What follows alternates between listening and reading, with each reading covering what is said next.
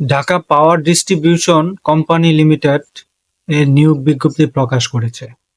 আবেদন অলরেডি শুরু হয়ে গেছে। আবেদনের শেষ তারিখ হচ্ছে 15 জানুয়ারি 2025 সাল বিকেল 5টা পর্যন্ত। অবশ্যই বরাবরের মতো ভিডিও ডেসক্রিপশনে লিংক দিয়ে দিব, যেখান থেকে আপনারা আবেদন করতে পারেন। তাছাড়া কিছু স্যাম্পল দিয়ে দিব। আর সবসময় কিভাবে আপনারা নিজে নিজে ঘরে বসে চাকরিতে আবেদন করতে পারেন তার একটা ভিডিও আমি তৈরি করে দিয়েছি, আমার ভিডিও ডেসক্রিপশনে আপনারা পেয়ে যাবেন। তো পদের সংখ্যা হচ্ছে complain supervisor, switch board attendant, senior accounts assistant. তো প্রত্যেকের সময়গুলো বা তাদের পর্যায়ক্রমগুলো আমি আবেদনের প্রেক্ষিতে বলে দিচ্ছি। এই কোম্পানিতে শূন্য পদ যেগুলো থাকবে, ঢাকা পাওয়ার ডিস্ট্রিবিউশন কোম্পানি লিমিটেডে তিনটি পদে 47 জন নিয়োগ দেবে তারা। আগ্রহী প্রার্থীরা অনলাইনে আবেদন করতে পারবেন। এই চাকরিতে সকল জেলার প্রার্থীরা আবেদন করার সুযোগ আছে। আপনি যেই কোনো জেলার যে কোনো বিভাগের মানুষ হন, আপনি আবেদন করতে পারেন। ঠিক আছে?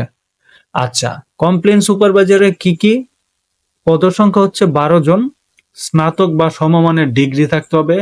গ্রাহক সেবা অর্থাৎ যে যোগ্যতা থাকতে হবে, গ্রাহক সেবা সংশ্লিষ্ট কাজে অভিজ্ঞতা সম্পন্ন প্রার্থীদের অগ্রাধিকার দেওয়া হবে।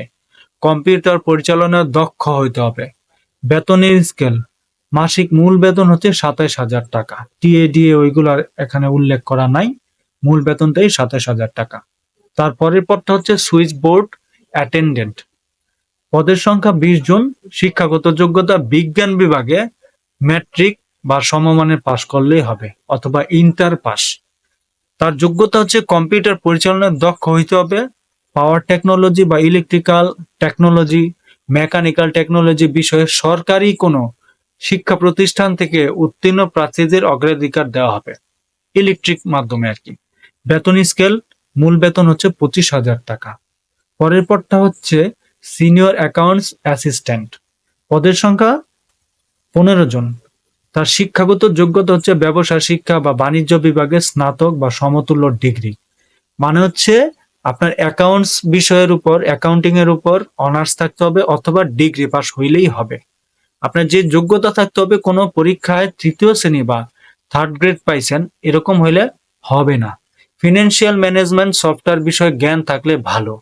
ফিনান্সিয়াল ম্যানেজমেন্ট সফটওয়্যারের বিষয়ে জ্ঞান থাকলে ভালো, এই কথাটা শুনে আবার আপনারা আকাশ থেকে পইড়া যান না। কারণ হচ্ছে ফিনান্সিয়াল ম্যানেজমেন্ট সফটওয়্যার মানে হচ্ছে সফটওয়্যার অলরেডি তৈরি করা আছে, কোথায় কিভাবে এন্ট্রি দিবেন, কোত্থেকে ভাউচার কাটবেন, কোত্থেকে বিল দিবেন, এন্ট্রি দিবেন, সব এগুলা সফটওয়্যারের ভিতরেই দেওয়া আছে। আপনারা জাস্ট নির্ভয়ে আবেদন করবেন।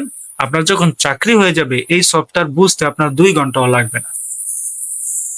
কারণ আমি আপনাদের বলছি, এই সফটওয়্যারের ব্যাপারে এত হযবরতার কিছু নাই। এটা একটা সফটওয়্যার, এটাকে নির্দেশনা সব দেওয়া আছে, আপনি জাস্ট ইনপুট দিবেন, সে তার মতো প্রসেসে কাজ করতে থাকবে। এটাই হচ্ছে ফিনান্সিয়াল ম্যানেজমেন্ট সফটওয়্যার। ঠিক আছে, ভয়ের কিছু নাই। আর কম্পিউটার পরিচালনায় দক্ষ হইতে হবে।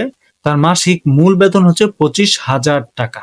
তাহলে দেরি না করে আপনারা আজই ঝাঁপায়ে পড়েন আবেদন করার জন্য।